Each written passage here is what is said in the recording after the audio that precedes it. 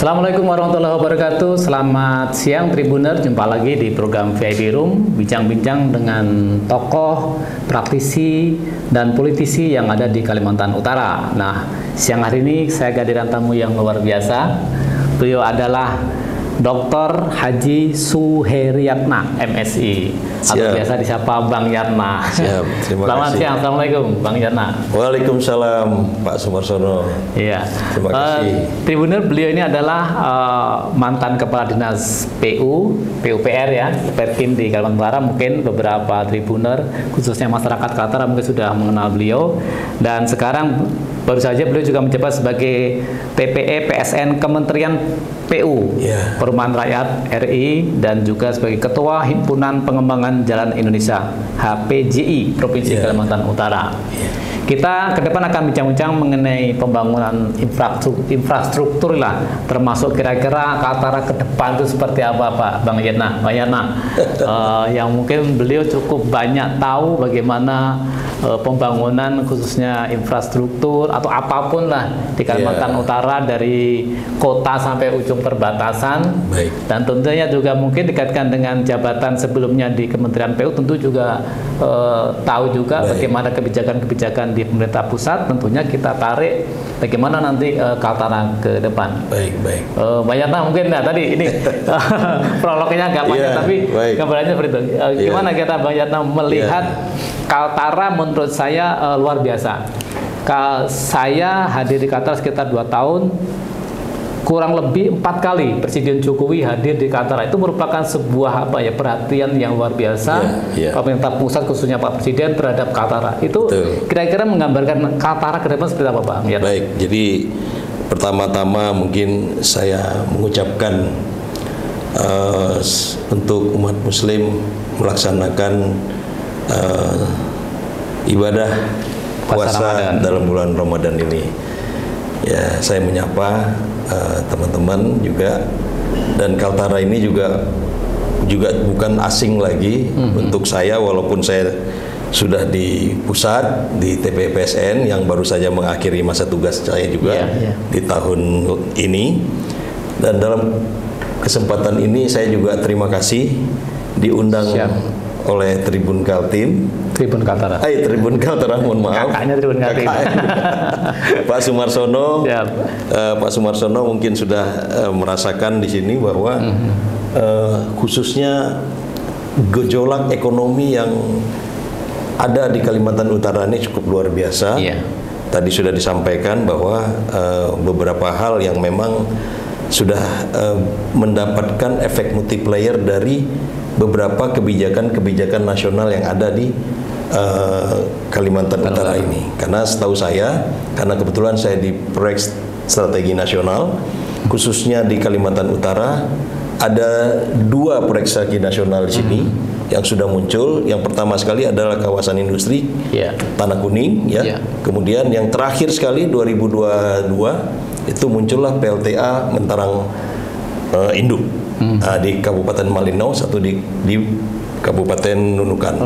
Dan ada yang impres juga, tidak kalah juga proyek strategi nasional, itu adalah di Kota Baru Mandiri, yang Kota Baru Mandiri kita ini sudah berproses sejak dari 2018.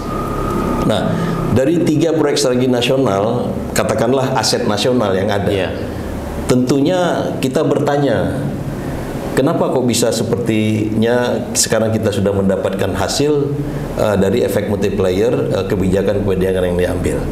Nah, memang pada saat dulu waktu sebelum saya di Kalimantan Utara pun, waktu itu masih bergabung dari Kalimantan Timur, itu sebenarnya dengan pisahnya dengan Kalimantan Timur itu sangat jauh sekali penghasilan PAD yang diterima dari masing-masing kabupaten kota yang ada di Kalimantan Utara. Karena bagi hasil itu ternyata kontribusi untuk Kalimantan Utara jauh sekali menurun. Kalimantan Timur mendapatkan porsi yang lebih besar. Nah, oleh karena itu waktu itu juga mungkin saya juga memang bagian daripada Kalimantan Utara, jadi saya bertugas di Kalimantan Utara ini sejak saya jadi Bimpro dulu, di Kementerian PU, nembusin jalan sampai ke perbatasan, sampai Seular, Lingkar Sebatik dan seterusnya. Di zaman dulu waktu Pak Bupatinya Pak Besing, kemudian Bupatinya Pak Yusuf Dali pun saya sudah di Kementerian PU, di APBN. Nah, oleh karena itu saya terpanggil waktu itu ditunjuk sebagai Kepala PU di Kalimantan Utara. Berdasarkan dari waktu ke waktu saya melihat pola daripada pembangunan di Kalimantan Utara, yaitu ternyata ekonomi itu tidak bergerak secara utuh dengan sektor swastanya. Jadi yang ada uang pemerintah ditaruh di kabupaten kota, itulah yang menggerakkan ekonomi dari kabupaten kota tersebut. Makin besar uang itu sendiri, makin besarlah pergerakan ekonomi. Dengan dropnya uang yang ada di seluruh kabupaten kota, tentunya kita harus ubah strateginya. Nah, makanya di tahun 2017 saya mencetuskan yang namanya 11 skala prioritas untuk di bidang khusus infrastruktur. Dari mana kita mencanangkan ini? Itu adalah dari bagaimana caranya kita mendapatkan PAD dari pembangunan ini. Ya, kita mulai dari sebenarnya waktu itu kita sudah ada izin PLTA yang ada di Longpeso, Pak. Ternyata PLTA itu dibanding harus ada listrik yang dihasilkan, tentunya harus ada energi yang disalurkan dari pembangunan infrastrukturnya, terutama pabrik-pabrik, kemudian smelter dan sebagainya, itu juga harus diwujudkan. Nah, makanya waktu itu kami mencoba membuat satu strategi untuk membuat kawasan industri yang memang menampung semua energi yang ada di PLTA yang dibangun. Yang KIPI sekarang ini. Yang KIPI sekarang ini. Bagaimana caranya? Kebetulan waktu itu kami juga bersama-sama Bapeda, bersama-sama juga waktu periode gubernur yang ada dulu, bersama-sama dengan Pak Bupati juga waktu masa Pak Sujati, itu mencanangkan bahwa bagaimana KIPI ini masuk di dalam RPJMN. Nah, dari mana? Saya mendatangkan konsultan dari tingkat internasional, waktu itu Pak Andi Wisma Karman, yang terakhir dia terpilih sebagai penilai IKN, Pak. Orang Semarang memang, Semarang, ya. Ah, disitulah saya berdialog, menganggarkan cuman sekitar 6 miliar, terus berikutnya juga 12 miliar, jadilah sampai DID, Pak. Nah, dari situ kami mencoba ke Mentro Maritim. Nah, ternyata respon positifnya datang dari sana.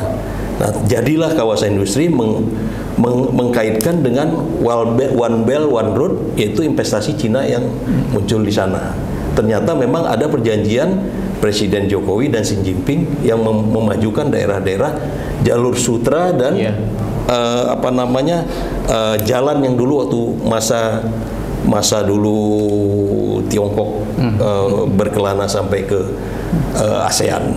Nah, dari situ kami mendapatkan ide untuk membuatkan kawasan industri, ditambah lagi karena kita sudah ada PLTA yang ada. Ternyata PLTA yang ada mungkin belum sepenuhnya setuju dengan kawasan industri yang ada. Muncullah waktu kami menuju ke Sarawak Energy Berhad dengan beberapa kalangan pengusaha mencetuskan, waktu itu Pak Jansen juga memberikan izin kepada PT Kayan Hidro Energi untuk membangun PLTA di Mentarang Induk. Nah, jadi kalau yang di Mentarang Induk itu memang luar biasa itu Pak Jansen. Nah, kalau dilihat tadi kan ada 11 prioritas. Segala prioritas. Ya.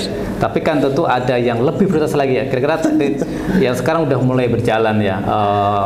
Kawasan Kota Mandiri sudah mulai sudah mulai dibangun. KIPI juga kemudian sudah Presiden sudah groundbreaking.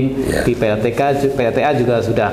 Nah, gambarannya kapan sih ya kira-kira masyarakat Kaltara ini bisa menikmati? Berapa tahun lagi masyarakat Kaltara bisa menikmati itu? Ini udah 5 tahun loh berjalan sejak 2017. 2017 itu tercetus Kota Baru Mandiri 2018. Kami bekerja 2017, 2018 itu muncullah Impres nomor 8 tahun 2018, yaitu Kota Baru Mandiri. Walaupun Kota Baru Mandiri ini harus segera diperpanjang karena 2023 November ini habis masanya. Itu saya rasa tinggal program selanjutnya untuk bisa bisa diperpanjang karena sudah ada landasnya. Kemudian yang di 2000, yang KIPI itu masuk PSN itu di 2020, Pak. 2020 karena beberapa proses itu kan tidak bisa langsung. Ya. Sedangkan yang KIPI yang sekarang Pentarang itu masuk di 2022 yang kemarin akhir tahun. Nah, jadi kalau ditanya yang namanya PLTA itu selesainya 7 tahun pembangunan, Pak. Dana investasi 40 triliun masuk ke sana itu membawa dampak positif bagi masyarakat di sana segala lini. Baik nanti perusahaan lokal harus terus SDM dan seterusnya, ya kita harus mengantisipasi bahwa ini kita harus merebut semua peluang yang kita bisa dapat untuk efek multiplier dari pembangunan tersebut. Oke, Pak, sebelum lanjut lebih panjang, sebenarnya apa sih maksud dengan PSN ya?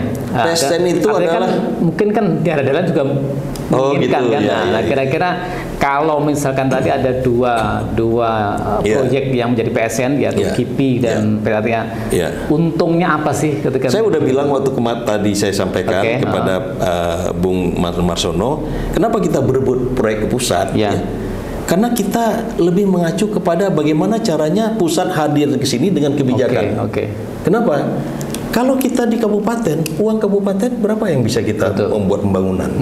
Proyek-proyek skala besar kita nggak bisa ngangkat. Cuman untuk ditaruh uang di kabupaten untuk masyarakat sekitar untuk meningkatkan loncatan pembangunan itu mungkin akan berat kalau seandainya tanpa investasi dari pusat.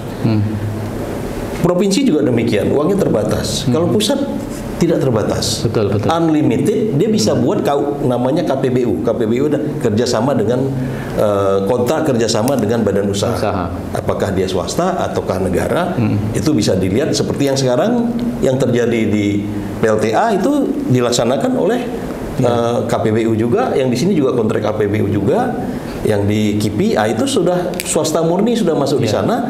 Tinggal begitu dia masuk PSN, itu pasti negara akan hadir di sana. Dia akan menyelesaikan jalan di kawasan, dia akan menyelesaikan infrastruktur sekitarnya, bagaimana mendapatkan air sekitar kawasan, bagaimana dengan power plant sementara sebelum PLTA jadi, termasuk dari jalan Tanjung Selor sama Tanjung Selor ini ke Tanah Kuning yang dibuat jalan baru, itu kita bisa mengusulkan juga untuk perbaikan, bukan perbaikan, membuat jalan baru yang bebas hambatan nanti bisa menuju ke kawasan industri. Karena nanti di situ akan banyak penduduknya melebihi daripada penduduk, boleh dibilang sister city nanti mungkin sekitar 100.000 penduduk minimal untuk ada di situ. Nah, tentunya kita juga masyarakat Kaltara juga pengen sesuatu ya, artinya dengan hadirnya KIPI, proyek yang luar biasa, selain membutuhkan ribuan tenaga kerja, nah tentu juga masyarakat juga was-was nih, jangan-jangan nanti yang datang justru orang luar nih. Nah, kira apa sih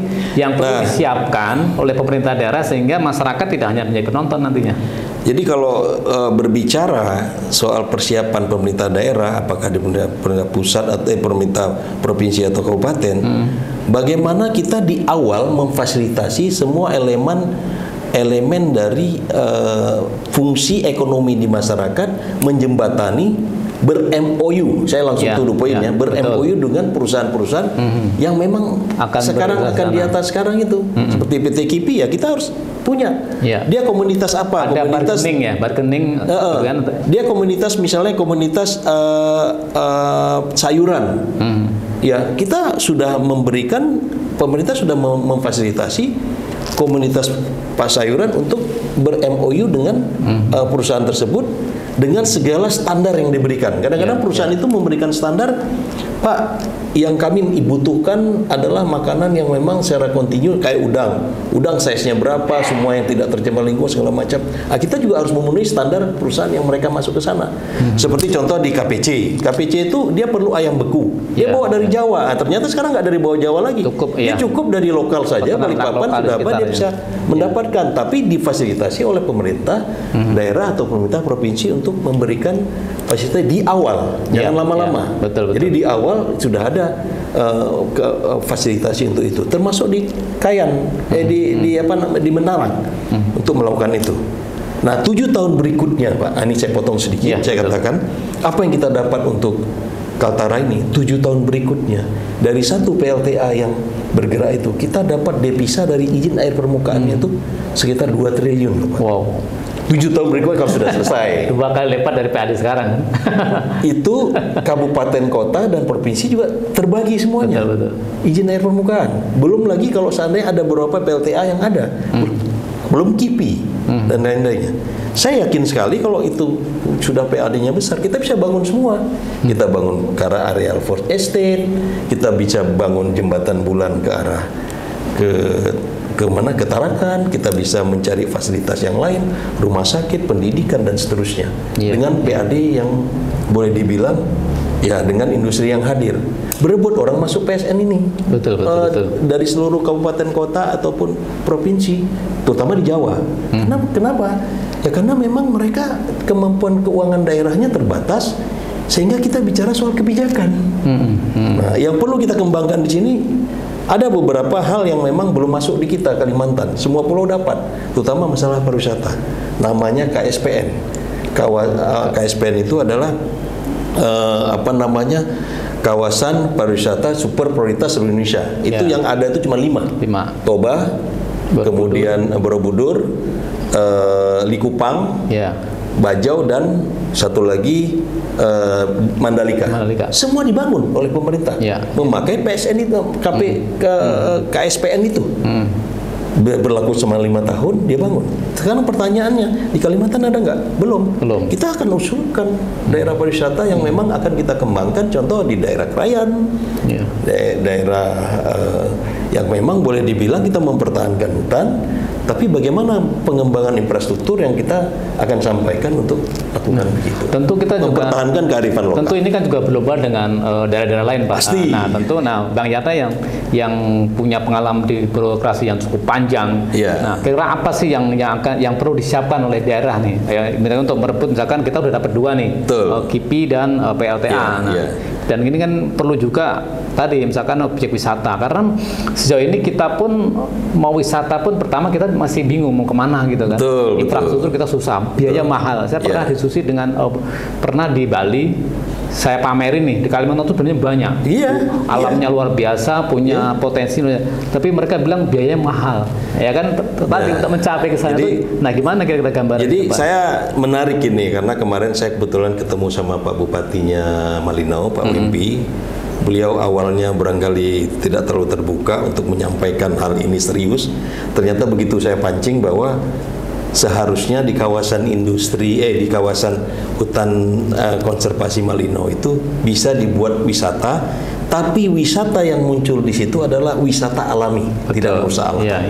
Kenapa? Contoh nih ya, orang banyak datang ke Kilimanjaro, contohnya di daerah gunung di Afrika. Dia cuma datang, masuk pos 1, pos 2, dia teken di situ, dia apa nih. Terus discovery, orang datang di sana dikasih 1 parang, bahkan nggak pakai baju, masuk dalam hutan, kamu berapa lama bertahan, tapi dipantau oleh CCTV, ya kan? Nah, ada memang Jepang ya, ada beberapa investor meminta lahan tidak banyak, dia cuma minta lahan 100 hektar aja, tapi nggak diapa-apain. Dia bawa orang dari sana yang memang pengen, orang-orang tua itu pengen menikmati, mohon maaf aja, mati di hutan. Karena dia memang mau kembali back to the nature. Ada lagi kawasan yang sekarang kayak di India, ada satu kawasan dikelilingi oleh beberapa danau, tapi dia di tengah. Tapi untuk mencapai di situ dia tidak langsung ke sana, tapi disertai oleh gajah. Jadi naik gajah dulu masuk ke sana juga. Tapi alami. Nah, begitu saya cerita sama Pak Wimpi untuk masalah begitu, ternyata beliau baru pulang dari Sabah. Ternyata kebutuhan Sabah itu tetap untuk wisata. Ya, termasuk mungkin salah satunya Sarawak juga salah satunya yang bagian yang ibaratnya schedule wisata mereka itu menginginkan daerah Long Pasia, daerah Krayan itu menyediakan hutan-hutan yang alami untuk dilihat. Oke. Dilihat begitu, hanya saja pemerintah apa yang perlu difasilitasi? Mungkin pertama difasilitasi cuman tempat mendarat heli. Ya. Kemudian kita memfasilitasi mungkin masyarakat sekitar dengan kearifan lokal, bukan dengan disengaja. Ya. Dia melihat kehidupan di dalamnya bagaimana dengan alami, bagaimana sungai itu tetap dipertahankan dengan alami seperti itu aja dijualnya. Ya. Bahkan dia nggak perlu ada HP, nggak perlu apa, memang ada daerah tertentu yang dia kembangkan seperti itu. Nah itu kembali lagi kepada itu, yang dibutuhkan apa adalah apa? Networking, Pak. Ya, networking, betul. Nah, jadi beberapa penyampaian Pak Bupati seperti itu sejalan dengan apa yang kita sampaikan. Ya. Dan intinya sebenarnya kalau ditanya apa yang kita bisa lakukan, kita dengan puas dengan kerja yang sudah kita capai. Kita akan berusaha mencapai sesuatu yang memang secara dinamis itu berubah dan menambah terus. Contoh, saya ketemu sama Pak Bupatinya KTT juga menyampaikan hal yang baru, hal yang sama. Pak, kalau kita antisipasi dengan yang seperti ini, Pak, kehadiran PLTA, kehadiran KIPI itu sejalan dengan konferensi dunia G20. Yeah. Menghilangkan batu bara, tapi mendatangkan energi yang ramah lingkungan, renewable. Yeah. Bapak jangan ketinggalan. Bebatu tolong dikembangkan. Waktu saya di provinsi, Bebatu kawasan kawasan industri yang berbasis agroindustri dan maritim.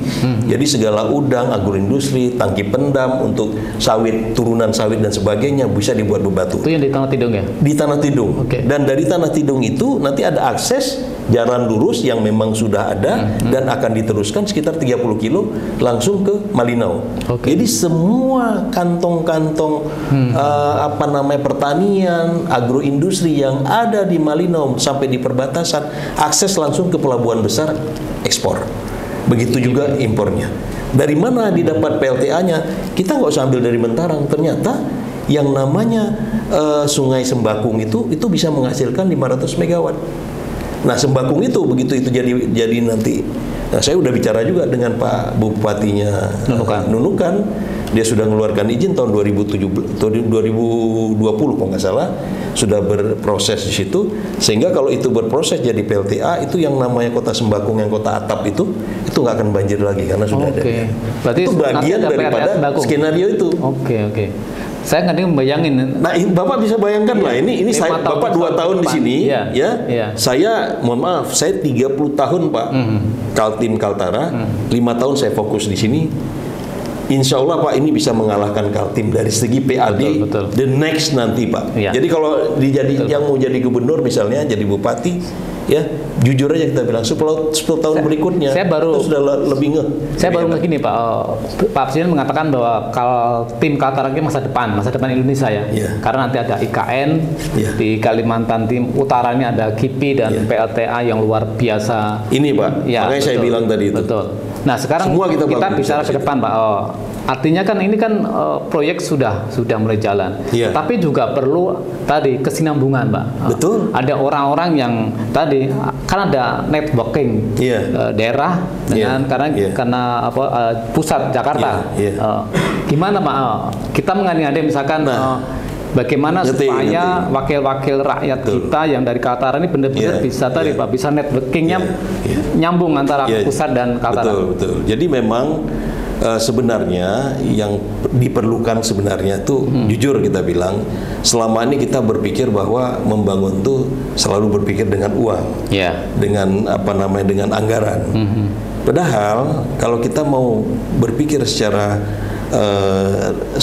regional, keseluruhan dan link networkingnya, tanpa anggaran memang kita berat. Tapi bagaimana caranya kita mengundang proyek strategi nasional, proyek yang bersifat internasional pun masuk di dalam daerah kita sebagai nilai investasi, dan itu akan membuat efek multiplier semua. Betul. Nah, untuk mencapai seperti itu tentunya kita perlu orang-orang yang kuat, yang duduk pengambil keputusan. Bukan hanya di daerah, tapi mungkin di pusat. Wakil-wakil kita yang ada di pusat itu memang harus betul-betul ibaratnya mencerminkan dia bisa bekerja untuk mendapatkan efek multiplier. Tentunya kebijakan-kebijakan yang mengarah kepada daerah itu harus dimunculkan. Contoh Pak, Ketua Komisi 5 DPR RI itu kan Pak Lazarus. Ya. Beliau dari dapilnya Kalimantan Utara, Kalimantan Barat. Saya pernah berkunjung ke sana, saya melihat beberapa PLBN yang ada di Kalimantan Barat, wah luar biasa.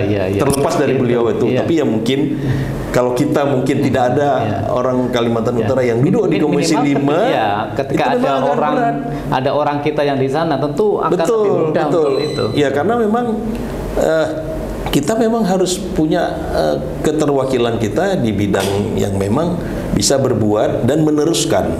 Jadi kita cuma menyampaikan bahwa begitu pas satu daerah kita di tempat kita yang ini, ya negara harus hadir sesuai dengan kebijakan yang ada. Nah, itu harus diingatkan untuk karena uang kue pembangunan itu bukan terfokus kepada satu daerah. Wajar kalau Pak Jokowi itu bisa 4 kali ke sini, bahkan sering ke sini. Ya, betul. Kenapa? Karena di sini tumpuan harapan Indonesia untuk dunia, sehingga bisa menghasilkan lumbung energi di masa depan, di 15 tahun ke depan, lumbung lumbung pangan, ya. Karena kalau sudah energi lumbung itu berhubungan, Pak. Iya. Sekarang Bapak tanya, berapa banyak kawasan delta kita, hampir 50.000 hektar untuk yang udang itu tidak bisa berfungsi. Kenapa? Meracun di sini, kemudian dia keluar di sana, airnya mengalir begitu saja. Tapi kalau ada energinya, kincir bisa memutar air buang keluar yang baru dimasuk ke sini, produktivitas tambak kita akan berhasil, akan banyak. Nah, itu suplai tambak segala macam bisa masuk ke TV, bisa di luar. Bendungan, pertanian, lahan sudah ada. Semua pakai energi. Kita di sini duduk sini, kalau nggak ada listrik, apa yang kita bisa nikmati? Itu sudah kebutuhan zaman itu semua itu. Ya, jadi bagi saya secara pribadi, kalau ditanya bagaimana ini mendorong, saya mengatakan kepada masyarakat Kaltara, terutama intelektual kita yang ada di Kaltara, dudukkanlah orang-orang yang di DPR itu untuk membantu pembangunan itu. Jadi bukan kita tinggal diam di sini saja, tapi terus berkreasi sesuai dengan keinginan perkembangan zaman. Kalau perlu, Kaltara siap. Ya, harus siap.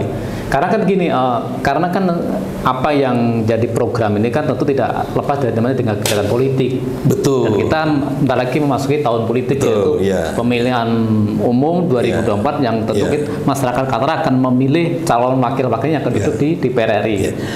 Bagi saya melihat ke bidang politik, ya sesuai dengan pertemuan kita dengan teman-teman kita yang ada, saya cuma berpikir bahwa membangun Kaltara. Karena saya merasa bahwa Kaltara adalah bagian daripada saya sendiri. Betul. Karena saya sudah banyak berbuat dan rasanya satu kepuasan ingin membuat perwujudan daripada keberhasilan proyek-proyek yang sudah berjalan ini. Saya senang kali saya lihat itu kalau banyak Pak, contoh kecil. Ya nggak usah jauh lah, saya jalan ke sini tadi kebetulan saya lewat di depan bandara. Bandara dari Polres begitu dulu kan tinggi, ATR 27 nggak mau lewat, Bapak mungkin belum ada. Saya kira bagaimana kita merespon waktu itu Pak Faisal situ kepalanya bandara. Saya bilang, Pak, ini saya minta izin ke Kementerian PU, nggak bisa diturun-turunkan ini. Kenapa harus izin menteri untuk menurunkan itu surat? Saya bilang, saya gini Pak, saya programkan, saya turunkan dulu, baru saya minta izin. Kira-kira menurut Bapak, kalau ini diturunkan, bisa nggak ATR 27 turun ke sini? Wing atau sitting wing? Bisa Pak Erna, coba kita diskusi kami bersama-sama, menganggarkan, menurunkan, dalam jangka waktu 1 tahun, bisa turun, langsung bisa masuk wing turun ke lapangan. Itu contoh-contoh kecil Pak, yang memang sesuatu yang kita lihat muncul kreativitas, kita langsung ambil tindakan. Saya selalu begitu. Contoh Jalan Durian itu, dulu kecil Pak, tapi saya tahu kalau itu paling cepat motongnya nanti itu sih lebarkan, termasuk di depan Unikarta itu, Unikal. Belokan mudah seperti itu. Banyak yang jalan yang seperti Jalan Manunggal juga ya. Ya jadi program-program yang seperti itu apabila kita bisa lakukan, ya kita lebih lihat bagaimana caranya memecahkan satu traffic yang memang betul-betul menuju kepada pusat-pusat ekonomi berjalan. Ya. Nah, kalau kita nih mengandai-andai, sekali kan ini mengandai-andai Pak, mengandai ketika misalkan nanti apa sih yang diinginkan masyarakat Kaltara sih? Misalkan, nanti pemilu memilih si A, si B nih, harusnya mereka harus memperjuangkan ini dan itu. Nah, kira menurut Pak Yatna apa sih yang saya ini kan Kaltara? umur 58. Ya. Kenapa saya sebenarnya kalau meneruskan menjadi 60 tahun itu masih bisa, masih ini ya. Cuman masih ada lah. Gitu. Saya cuma berpikir bahwa saya pengen sekali, ya namanya mencoba ya, pengen sekali terjun ke bidang politik. Saya nggak tahu apakah politik itu apakah nanti di bidang yang namanya pilkada, apakah di bidang juga yang namanya caleg. Ya prinsipnya bagi saya seperti air yang mengalir saja. Ikutin aja air mengalir. Ya, karena bagaimanapun mekanismenya pun tetap ada. Banyak yang bilang, termasuk saya minta izin sama istri saya juga, ini bidang politik kan banyak trik dan sebagainya. Saya bilang, bagi saya yang penting niat saya luruskan untuk ke sana. Yang saya melakukan sesuatu, ya di tempat manapun kalau kita melakukan sesuatu dengan benar, ya mudah-mudahan Allah SWT pasti memberkati. Tapi setuju nggak Pak Yatna bahwa ketika kita ingin mengubah sebuah kebijakan, kita harus masuk di dalamnya? Dari dulu saya lakukan seperti itu. Ya. Memang satu kebijakan apabila kita masuk dari luar itu namanya oposan, tak baik Pak. Kita banyak kontra. Jadi waktu saya dulu di PU juga saya begitu, saya tidak pernah, karena saya ini orang birokrat murni. Jadi kalau orang birokrat murni itu mungkin banyak junior saya yang memang mungkin katakanlah yang lebih kreatif dari saya senang. Karena apa? Kreativitas itu adalah bagian daripada dinamika untuk satu perubahan. Perubahan itu harus ada ya karena kita nggak boleh dinamis. Menuju perbaikan itu harus selalu ada. Banyak yang pengusaha-pengusaha kita, birokrat kita ya, yang di sini ini boleh kita bilang sangat bagus untuk bisa kita tampilkan untuk perubahan-perubahan itu. Dan saya sangat senang bersinergi dengan teman-teman, dengan masyarakat kita yang memang dengan perubahan-perubahan hal yang baru ya. Banyaklah yang memang boleh dibilang mereka juga menginginkan bukan hanya Tanjung Selor tapi Kaltara ini bangkit supaya bagaimanapun ke depan dia bisa lebih-lebih. Karena dari 37 provinsi ini ya sekarang lebih ya 34 sekarang jadi 30 berapa itu? 36. Ya 36. Ya mungkin dulu kita yang paling bungsu kan. Sekarang ada lagi yang lebih bungsu. Nah, itu perlu loncatan. Loncatan itu sudah terlihat sekarang. Kenapa? Beberapa kebijakan yang muncul itu pasti ada. Ya Kaltim sekarang mungkin diuntungkan dengan ada kebijakan IKN. Nah, IKN ada itu menghilangkan semua batu bara yang ada. Nah nanti IKN itu kalau ditanya suplai energinya nggak ada lain dari Kaltara. Di Indonesia cuma 2 saja provinsi yang punya kapasitas renewable, yang energi yang ramah lingkungan. Itu ada Kaltara dan Papua. Ya, di dunia energi ini sangat populer. Kenapa? Karena lebih murah kan. Ada lagi yang lebih murah, yaitu nuklir. Cuman kita kan tidak mengarah ke sana. Risikonya masih. Kenapa? Namanya PLTA itu dia cuma memutar air. Kalau batu bara dibakar. Jadi nggak perlu beli lagi, airnya beda. Ya, jadi dengan putaran itu sendiri dia bisa menyuplai ke energi murah kepada pabrik-pabrik. Kalau ditanya bagaimana di mana kita belajar, Cina, Amerika juga sudah seperti itu. Namanya Trigolgus di Amerika di China itu menghasilkan 22.000 megawatt. 22.000 megawatt. Sedangkan kita hanya menghasilkan 1.375 megawatt. Nah, dari itu dia bisa menjual produk lebih murah. Kenapa? Karena kita tahu di Indonesia ini 30% produk kita yang dijual di Tangerang itu membayar listriknya. Bayangin kalau itu listriknya itu hanya dipakai sekitar 5% saja. Berapa harga bahan yang kita jual itu bisa lebih murah?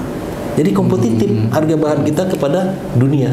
Nah makanya yang di KIPI kita di sini berbasic apa Pak? Pertama dia berbasic baterai.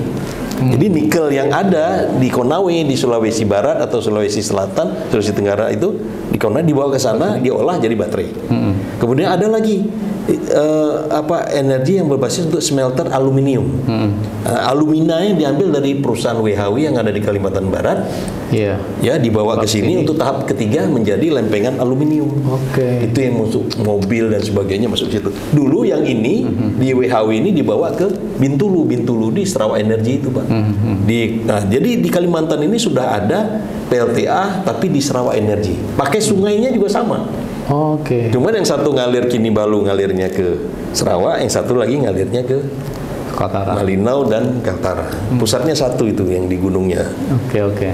Nah, itulah menariknya. Iya. Nah, Bang Jatna, kalau tadi kita bicara bahwa masa depan Kaltara yang begitu cemerlang luar biasa.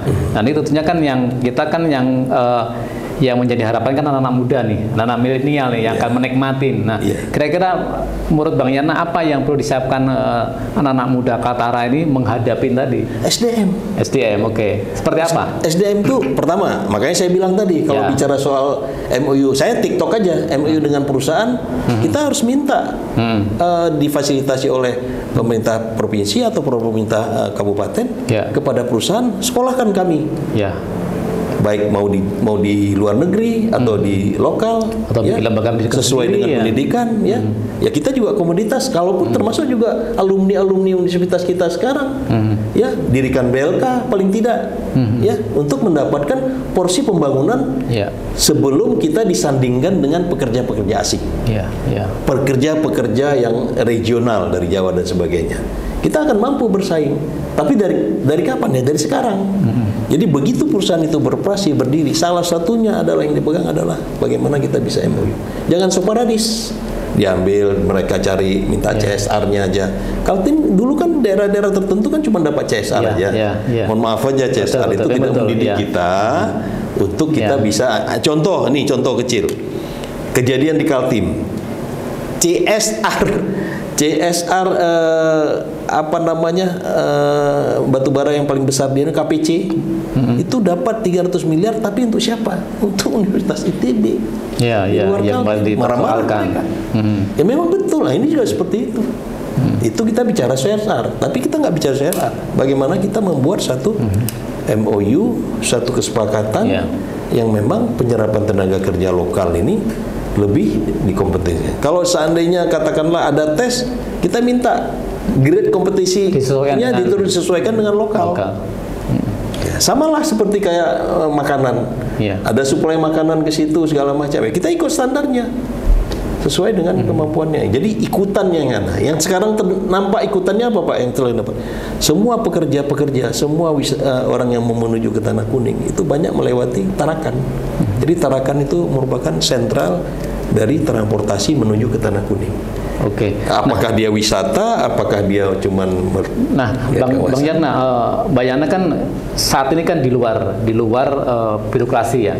Nah, bagaimana supaya apa yang menjadi ide Bang Yana ini minimal bisa, misalkan mengawal agar SDM bisa ditingkatkan, sebagainya. Seperti apa Bang Yana? Bagi saya semua komunitas harus bergerak. Kita bisa buat komunitas Vespa, komunitas mobil. Kenapa nggak kita bisa buat komunitas persayur?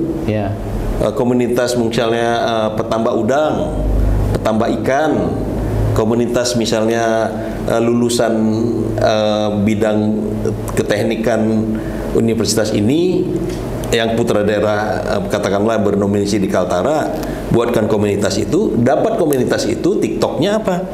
Oleh pemerintah daerah, oleh perusahaan, lakukan. Praktis bos, sangat praktis. Jadi kita tidak usah bermain politis, karena ini masalahnya demand sama supply. Betul. Ya dia bisa, daripada dia supply dari luar, kita ada demandnya kok di sini. Ya kan?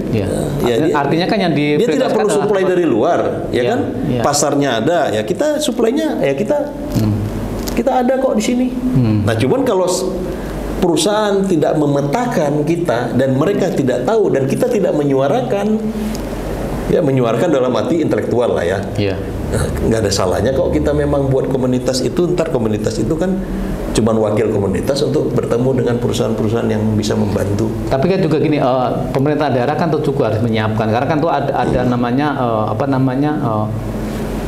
kompetensi, ada sertifikasi, ada standarisasi. Karena memang pemerintah pun memang ada BLK, ada segala macam. Tapi kan kalau di sini ini kan tadi Mas Sono nanya bagaimana supaya kita bisa cepat mengantisipasi. Kita tahu ini provinsi baru, kita belum punya latihan kerja, kita belum punya tempat yang pendidikan boleh dibilang yang seperti mereka butuhkan dan sebagainya. Ya sangat praktis adalah kita menyediakan SDM kita dengan beberapa komunitas yang kita minta di sekolah, kita bisa disekolahkan untuk tempat ini. Iya, bayang saya Tanpa- Pak Yarna, ini kan sama baru ya, Iya. provinsi baru, ini juga baru dibangun, tapi Iya. sama-sama kan. Iya, sama-sama. Jangan sampai ini cepat kita Betul, diam, akhirnya tadi hanya sebagai perusahaan maaf aja, memang mereka punya target, Betul. mereka punya kemampuan, mereka apa nih? Mereka mungkin tidak semua diambil di sini, tapi kita di sini belajar disandingkan dengan beberapa tenaga-tenaga kerja asing, beberapa tenaga-tenaga kerja lokal dan regional yang ada di sana. Untuk apa? Ya salah satunya yaitu mungkin untuk ahli teknologi. Contoh nih Pak, saya sudah ke perusahaan WHW di Kalimantan Barat. Waktu itu pembangunan tepung alumina. Jadi dari boksit, tanah yang warna merah itu diubah jadi tepung alumina. Nah, tepung alumina itulah nanti mau dibuat di proses ini ke tahap 3 jadi aluminium. Alumina itu kayak tepung biasa Pak, Iya, iya. putih warnanya.